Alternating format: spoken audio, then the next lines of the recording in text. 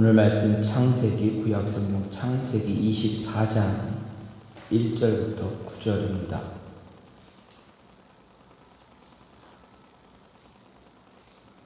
창세기 24장 1절부터 9절 말씀입니다.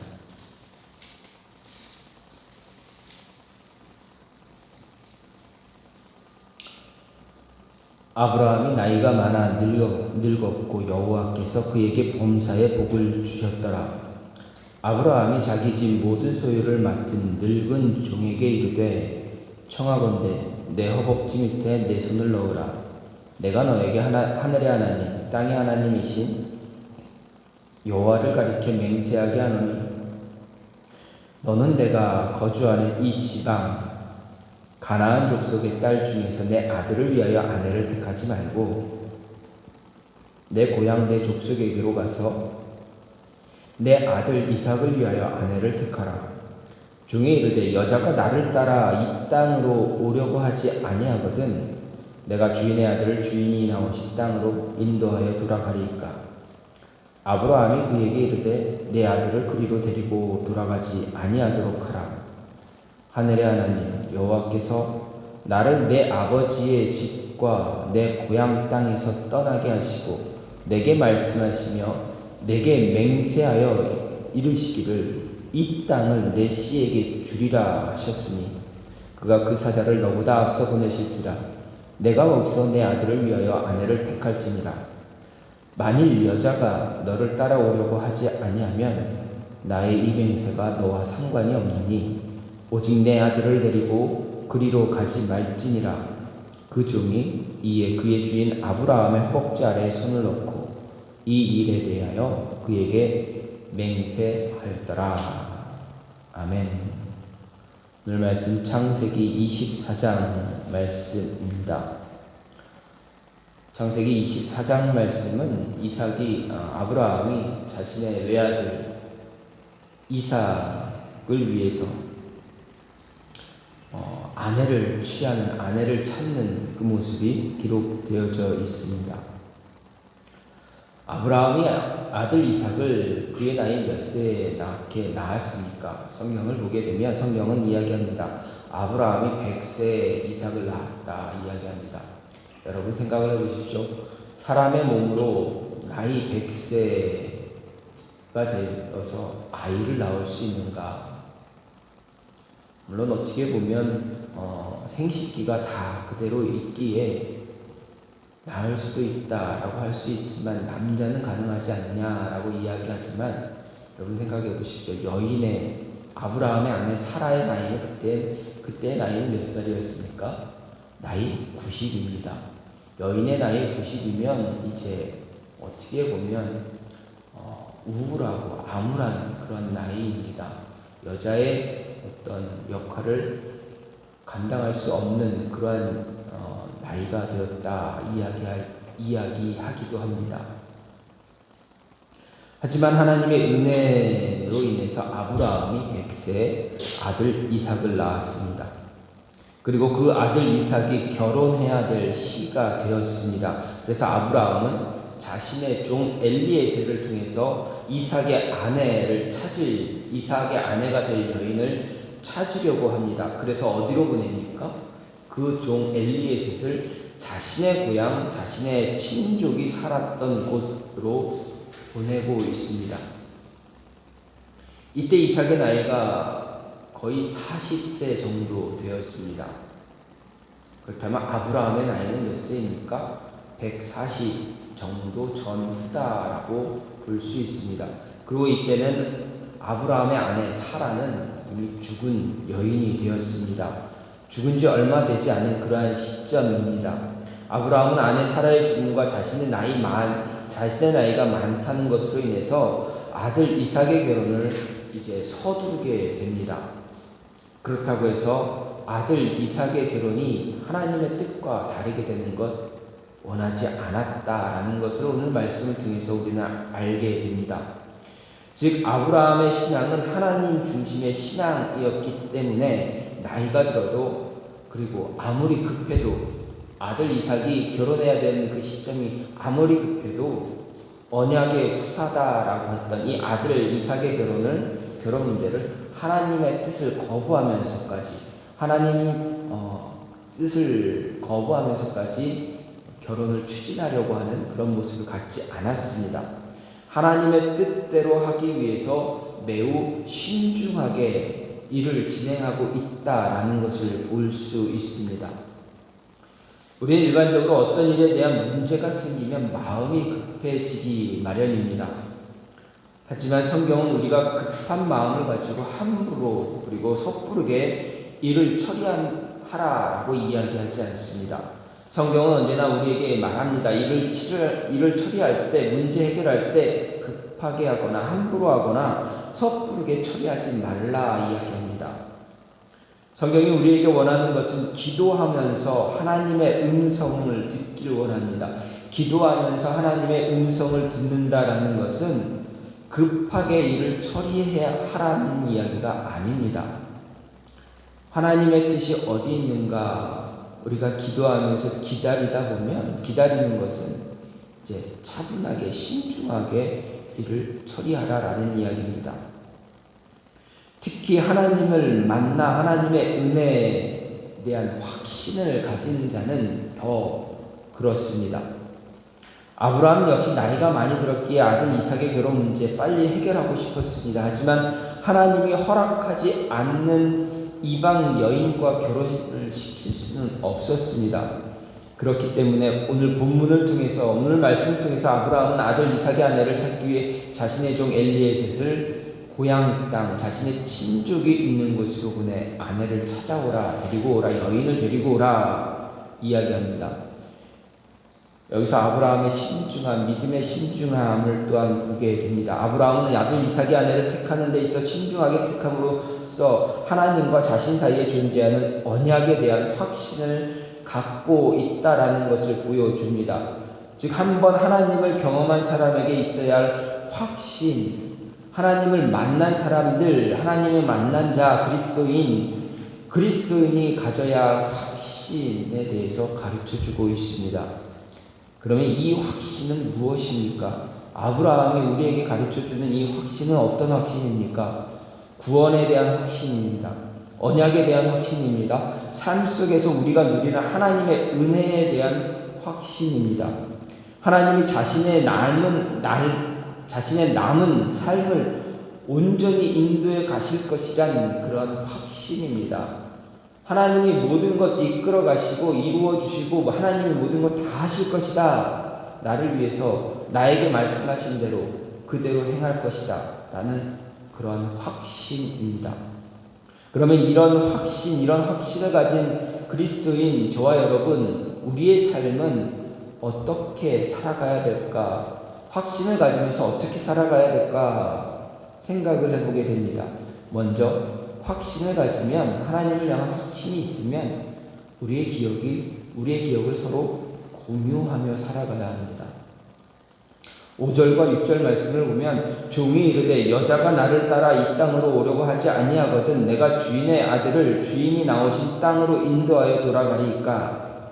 아브라함이 그에게 이르되 내 아들을 그리로 데리고 돌아가지 아니하도록 하라. 내 아들 데리고 가지 말아라 이야기합니다. 여인이 나를 따라서 따라오지 않으려고 한다면 어떻게 합니까? 아들을 데리고 가서 그곳에서 결혼시킵니까? 아니다. 그 여인은 하나님이 예비한 여인이 아닙니다. 데리고 가지 마라. 하나님이 예비한 여인이라면 너를 따라올 것이다 라는 것이 아브라함의 말입니다. 하나님을 만난 사람들에게 가장 나타나지 말아야 할 모습 어떤 것입니까? 과거에 하나님 만나기 이전의 모습으로 돌아가려는 모습입니다. 우리가 이 모습은 결코 갖지 말아야 합니다. 하나님을 인격적으로 만나기 이전의 모습은 우리의 모습이 어떻습니까? 하나님의 은혜 안에 있지만 그 은혜를 내 것으로 누리지 못하며 살아갈 때가 너무나 많습니다. 그러한 모습, 그 과거의 모습으로 돌아가지 말아야 합니다. 왜 그렇습니까? 하나님과 지속적인 만남을 갖는 일에 매우 힘들기 때문입니다. 하나님의 은혜를 누리기 힘들기 때문입니다. 성경은 우리에게 분명하게 말하는 것이 있습니다. 그것은 바로 우리가 처음 하나님을 만났을 때 그 모습을 회복하라라는 말씀입니다. 회복하라. 하나님 처음 만났던 그때의 감격, 그 감격을 회복하라는 것이 성경에서 끊임없이 이야기되고 있습니다. 반복되고 있습니다. 그래서 요한은 자신의 서신에서 너희는 첫사랑을 회복해야 한다라고 분명히 이야기했습니다. 첫사랑 회복하지 못하면 어떻게 한다고 하십니까? 너희의 촛대를 금촛대를 옮길 것이다. 어디서 이야기합니까? 바로 계시록에서 이야기합니다. 이처럼 우리는 처음 하나님을 만났던 기억을 모두 가지고 있는 사람입니다. 하지만 이 첫사랑의 기억이 어느덧 추억으로 변하기도 합니다. 기억이 추억이 되어버리면 그때 우리 신앙의 믿음에 문제가 하나씩 나타나기 시작하게 됩니다.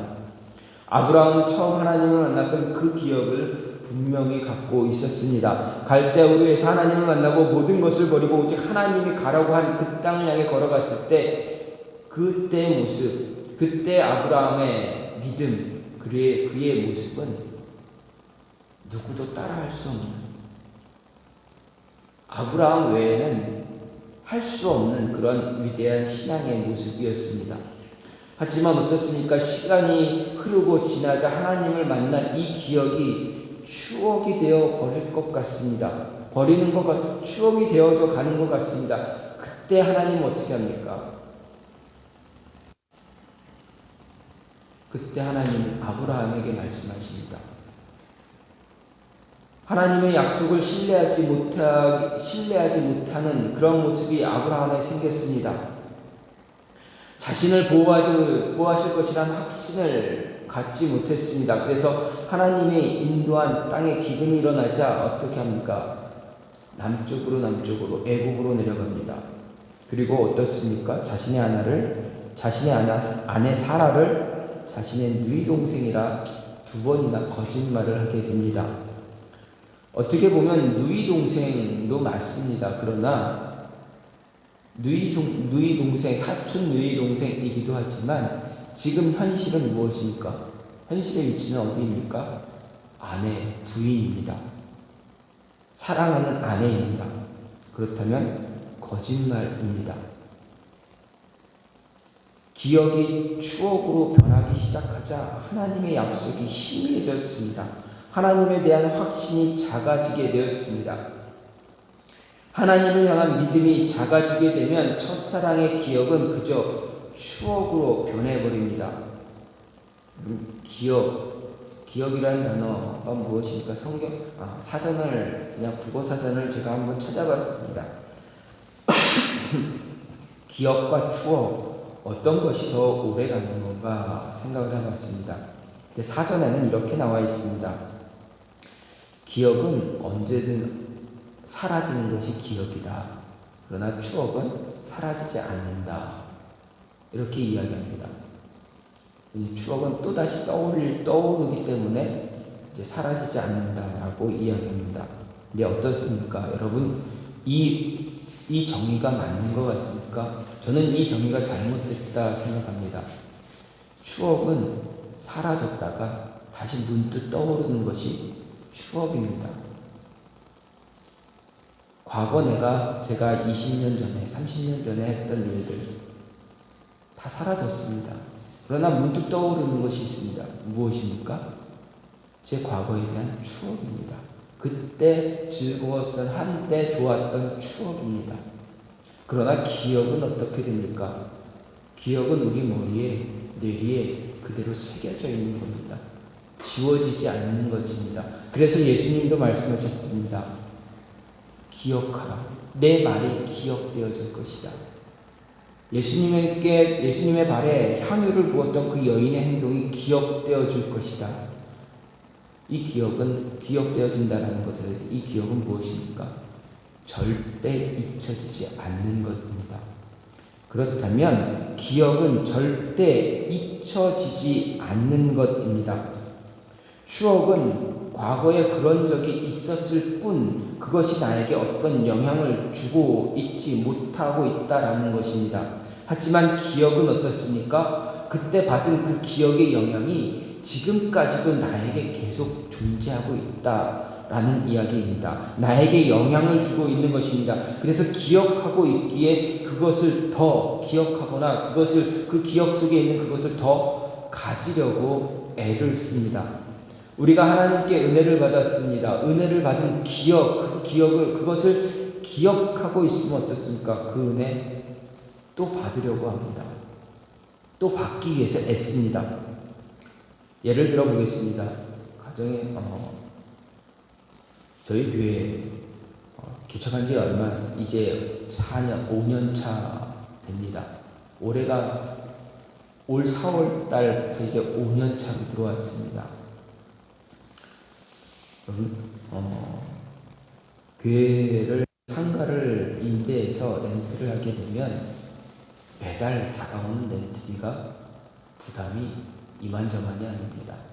우리가 개인 요즘 이 동네 저희 이 옥정동 이 동네가 저희가 처음에는 지금은 그나마 좀 청약을 해서 청약 아파트에 들어가서 이렇게 살 수 있지만 그전에는 일반 아파트였습니다. 한 달 월세를 70만 원, 90만 원 뭐 이렇게 내야 됩니다. 지금은 이 동네에서 100만 원 이하 월세를 찾기가 어렵다라는 이야기를 듣습니다. 여러분, 한 달 월급에서 예를 들어서 100만 원이다 라고 하면 100만 원은 제외됩니다. 근데 그게 100만 원 월세를 냈는데 얼마 지나지 않았는데 아는 것 같은데 또 내야 되는 날이 다가옵니다. 얼마나 부담이 됩니까? 월급 400, 500 이렇게 받지 않는 한 200, 300 이렇게 받게 되면 그 날이 너무 부담이 됩니다. 안 나가면 안 되는 돈이고 더욱이 교회 상가들도 마찬가지입니다. 교회도 마찬가지입니다. 그 부담이 얼마나 크겠습니까? 그런데 희한하게 때가 되면 하나님이 주십니다. 난 마음을 졸이고 있는데 그 졸이는 마음을 하나님이 위로하시면서 또 한 달을 지낼 수 있도록 하나님이 예비해 주십니다. 그 은혜를 누립니다. 여러분, 이 은혜를 누리게 되면 이 은혜 그냥 추억으로 간직하길 원합니까?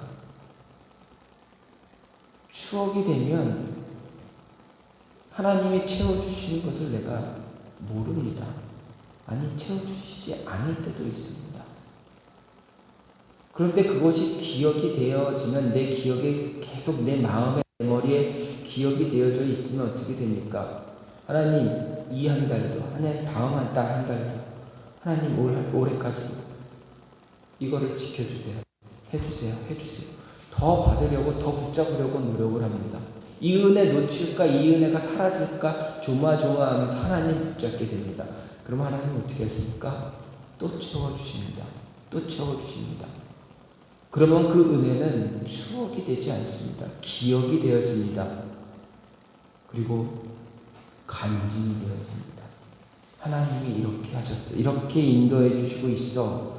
하나님이 처음 약속했던 그 약속 이렇게 만들어가고 있어. 분명 나 힘들지만 내 눈에 보이는 것 때문에 보이는 상황 때문에 힘들지만 하나님이 만들어 가시고 이끌어 가시는 것을 보게 해주시기 때문에 그 은혜 때문에 그 은혜 추억되지 않게 하기 위해서 끝까지 하나님 붙잡게 만듭니다. 기억이 살아나 있으면 기억하면 우리는 놓치지 않습니다. 하나님을 만난 추억은 우리의 모습이 과거로 돌아가게 만듭니다. 왜 그렇습니까? 잊어버리며 살기 때문에 그렇습니다. 잠깐 한때 기억났다가 머릿속에 떠올렸다가 희미하게 사라지기 때문입니다. 아, 그때 이럴 때가 있었지. 그래, 나도 그 은혜 받았던 적이 있어.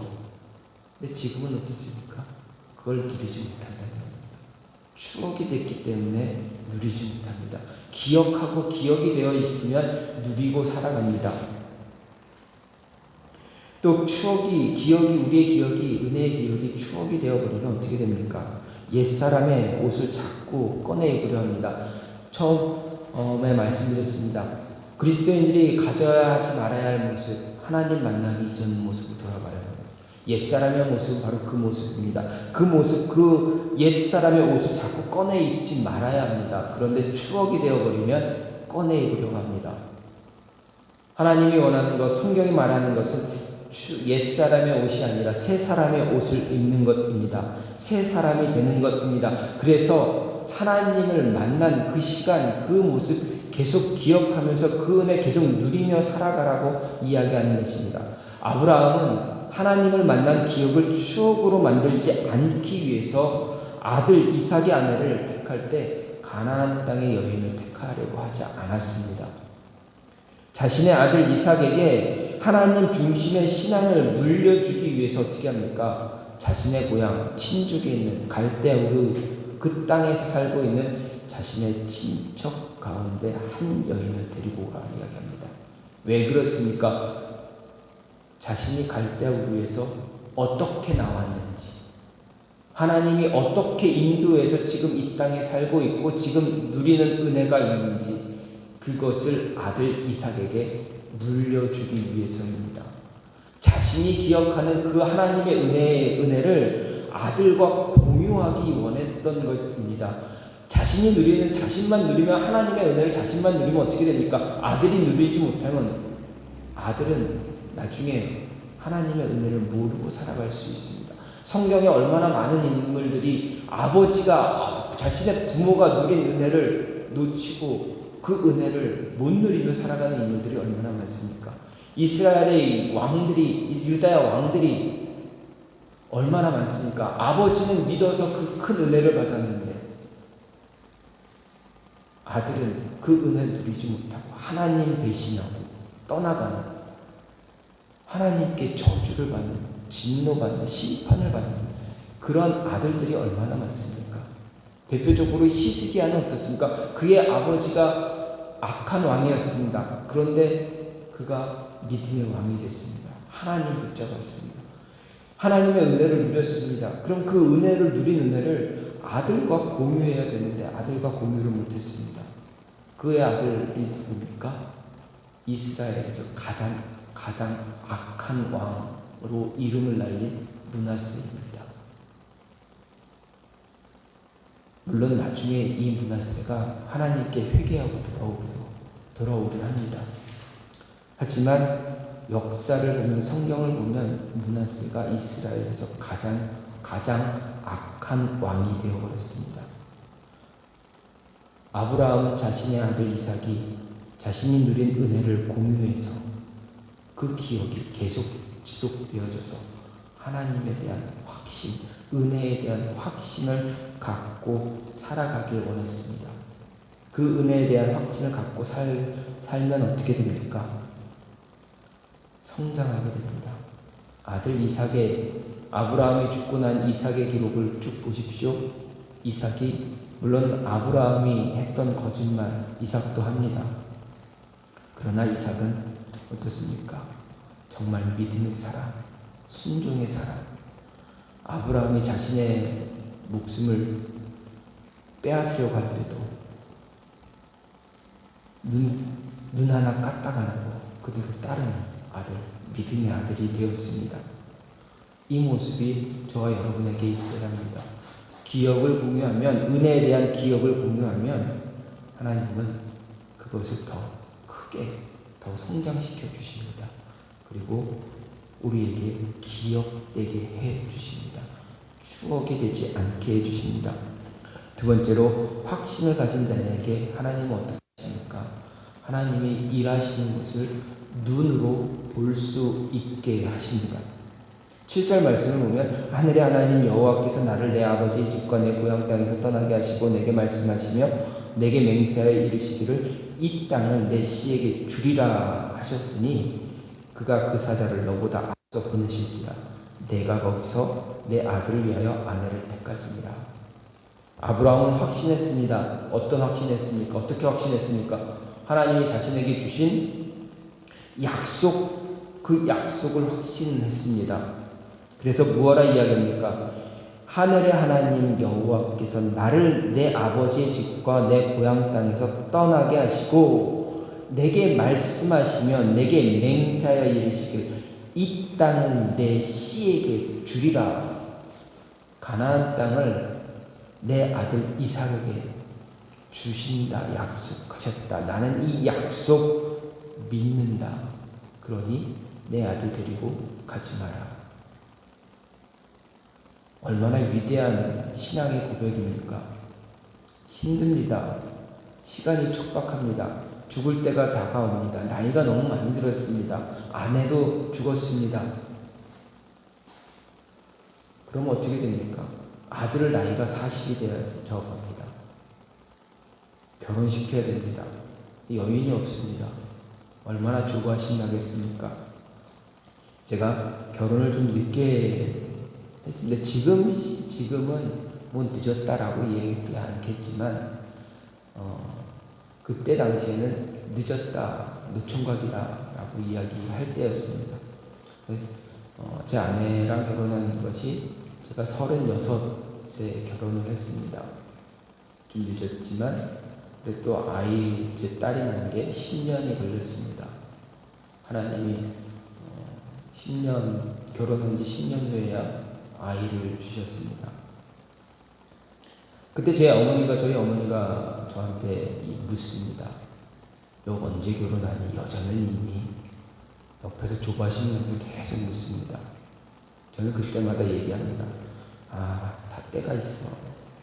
결혼할 때가 되면 결혼해. 걱정하지 마. 뭘 걱정해. 이렇게 이야기합니다. 제 입장에서는 아직 30대 중반이니까 큰 걱정은 없습니다. 그런데 저희 어머니 입장은 어떻습니까? 저희 어머니 연세가 30년생이십니다. 그럼 지금 한국 나이로 94이십니다. 저희 아버지는 91이십니다. 지금 한 20년 전이라고 해도 그때 나이, 저희 부모님 나이는 이제 7순이 넘은 나이입니다.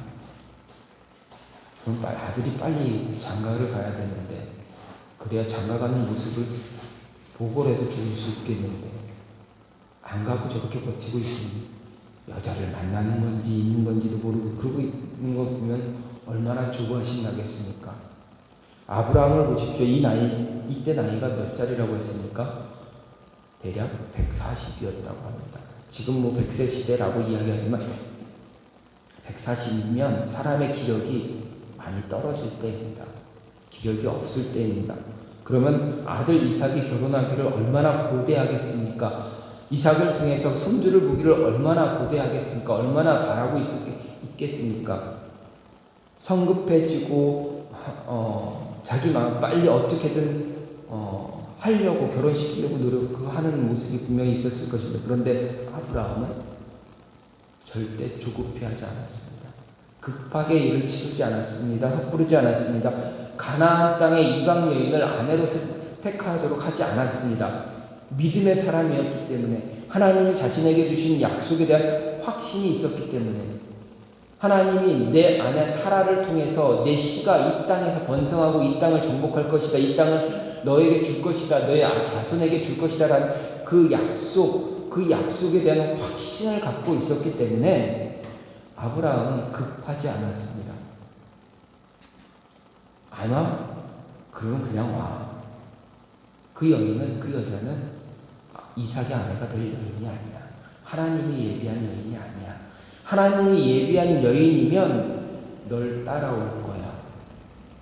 너가 쉽게 만날 수 있을 거야. 어떻게 만날지, 어떻게 될지 걱정하지 마. 하나님이 하실 거야. 분명히 아브라함은 어떻게 합니까? 하나님 내 씨에게 주리라 하셨으니 그가 그 사자를 너보다 앞서 보내실 것이다. 하나님이 직접 일하실 거야. 너 걱정하지 마. 그냥 가. 하나님이 너에게 보여주실 거야. 너가 내 눈으로 하나님의 일하심을 볼 거야 라고 확신을 심어줍니다. 그랬더니 어떻습니까? 엘리에셀이 그의 땅 갈대우르로 하란 그쪽으로 갑니다. 어떻게 됩니까? 이삭의 아내 립가를 어떻게 만납니까? 매우 쉽게 만납니다. 엘리에셀이 기도합니다. 하나님, 이러이러한 여인이 이러이러게 하면 그 여인이 하나님이 예비한 여인으로 나는 믿겠습니다. 했더니 처음 만난 여인이 바로 리브가입니다. 그랬더니 자신이 기도한 그대로 하나님이 행하게 합니다. 하나님에 대한 확신, 하나님이 일하시는 것을 눈으로 보게 하셨습니다. 불안한 마음 갖지 않고 그냥 믿고 나갔습니다. 확신을 갖고 나갔습니다.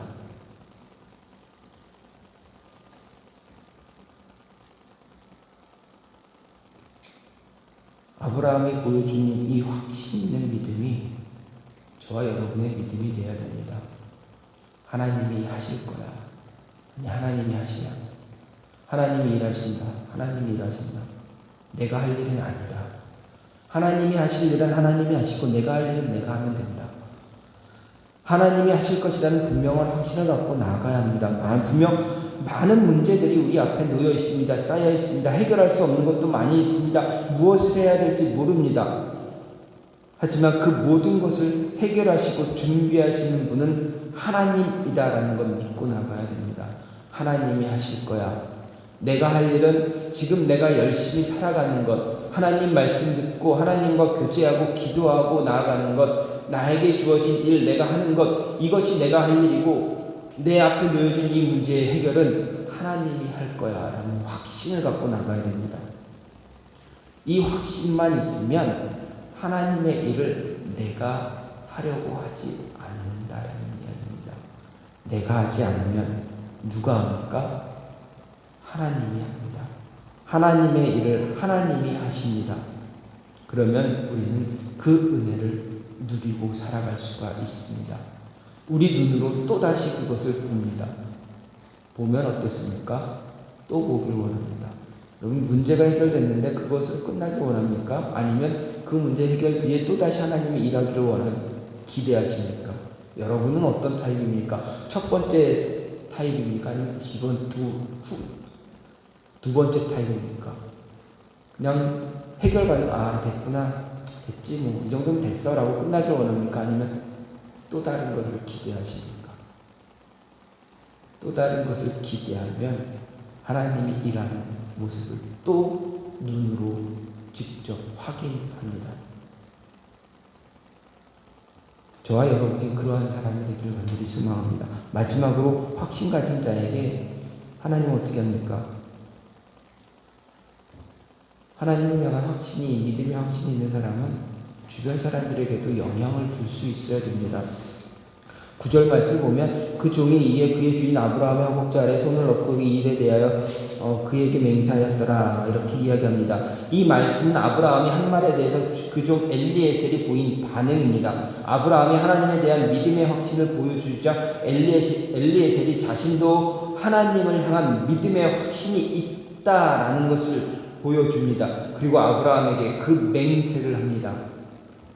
이렇게 믿음의 자녀들에게 믿음의 결실이 나타나야 합니다. 하나님을 향한 확신에 찬 믿음을 가지고 있었더니 함께했던 종 그 엘리에셀이 내가 갖고 있는 확신 그도 갖게 되었다라는 것입니다.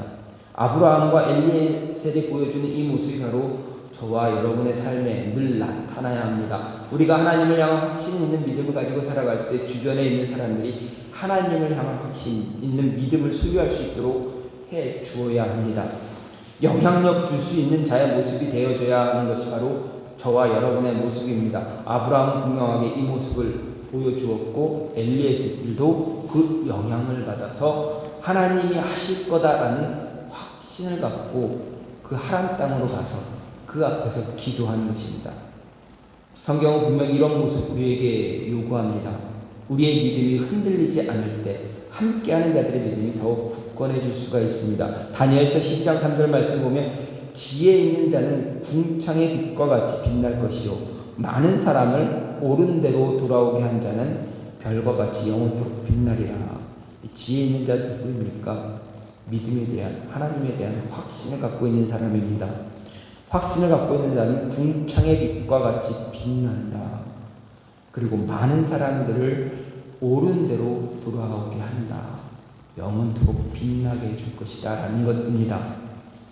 바로 별과 같이 영원하게 빛나는 사람이 바로 아브라함과 같은 사람입니다. 자신의 선한 영향력을 함께하는 자 엘리에셀에게 끼치자 그도 하나님에 대한 확신을 갖는 믿음의 소유자가 되었습니다. 우리의 삶은 언제나 선한 영향력, 믿음의 영향력을 주고받고 살아가는 그런 삶 살아야 합니다. 다니엘과 그의 친구들 보십시오. 분명 자신들의 삶을 통해서 선한 영향력을 주었습니다. 그렇기 때문에 그들을 죽이고자 했던 사람들, 그들의 간교한 계략에 빠지지 않고 하나님이 그들을 구원한 구원의 체험을 합니다. 풀무불에서 건져냄을 받습니다. 그것을 본 느부갓네살 왕이 무엇라고 고백합니까? 너희가 믿는 하나님은 진짜 하나님입니다. 이 바벨론에 있는 모든 사람들이 너희 하나님, 너희가 믿는 하나님 믿기 원한다. 믿으라 선포합니다. 다니엘은 어떻습니까? 그를 죽이려고 했던 다른 총리들 다니엘을 어떤 약점을 잡아서 그를 사자굴에 빠뜨립니다. 그러나 다니엘은 어떻습니까? 알면서도 자기가 죽을 걸 알면서도 하나님께 기도합니다. 자신의 믿음, 하나님에 향한 확신 버리지 않습니다. 어떻게 됐습니까? 죽었습니까? 사자의 머리가 됐습니까? 아닙니다. 하나님이 그를 살려주셨습니다. 그리고 왕으로 하여금 또다시 선포하게 합니다. 다니엘이 믿는 하나님은 진짜 하나님입니다. 아람 나라에 잡혀간 이름 모를 어린 소녀의 믿음의 확신이 어떻게 됩니까? 그 나라의 장군, 왕 다음 뛰어난 장군 나아만 장군의 문둥병을 고쳐주었습니다. 그래서 그 나아만이 엘사 선지자에게 고백합니다. 몸이 낫고 문둥병이 나온 이후에 나도 지금부터 당신이 믿는 하나님 나도 섬기고 믿겠다. 나 버리지 않겠다. 하나님 버리지 않겠습니다. 확신을 주고 갑니다. 하나님을 향한 확신을 갖고 있는 사람은 주변에 선한 영향력을 줄 수 있어요. 저와 여러분이 함께하는 사람들에게 영향력을 줄 수 있어야 됩니다. 믿음의 결실들이 계속 나타나야 합니다. 힘들어하는 자에게 용기를 주고 격려를 주고 그들로 하여금 외로운 자에게 희망도 주고 그들을 끌어안아줄 수 있는 그런 모습을 가지면서 함께 일어나며 함께 나가는 것 그것을 우리가 가져야 합니다. 아브라함이 엘리에셀에게 준 선한 영향력이 저와 여러분에게 있기를 간절히 소망합니다. 그래서 그 선한 영향력이 우리의 삶에 나타나서 결실이 맺어지길 간절히 소망합니다. 하나님은 오늘 말씀은 우리에게 그것을 이야기합니다. 하나님을 향한 확신을 갖고 있으면 하나님이 주신 은혜 서로 나누며 공유하라. 믿음의 교제를 하라 이야기합니다. 그래야 그 기억은 사라지지 않는다. 완전히 새겨진다. 하나님을 더 바라보게 된다. 확신을 갖고 있으면 하나님의 일하심도 볼 수 있다. 확신이 있으면 우리의 확신이 있는 그 삶 때문에 주변에 또 다른 사람들에게 연약한 자들에게 영향을 줘서 그들을 일으켜 세워줄 수 있다 이야기하고 있습니다. 여러분의 삶이 그러한 삶이 되길 간절히 소망합니다. 그래서 주변에 있는 분들 힘들어하는 분들에게 용기도 주시고 하나님의 일하심도 보시고 또 함께하는 자들에게 하나님의 일하심도 보여줄 수 있는 그래서 함께 기억을 공유함으로 인해서 하나님 바라보고 하나님 찾을 수 있도록 할 수 있는 여러분이 되기를 저와 여러분이 되기를 간절히 소망합니다. 이 시간 같이 기도하길 원하는데 하나님 우리에게 더 큰 확신 주시옵소서.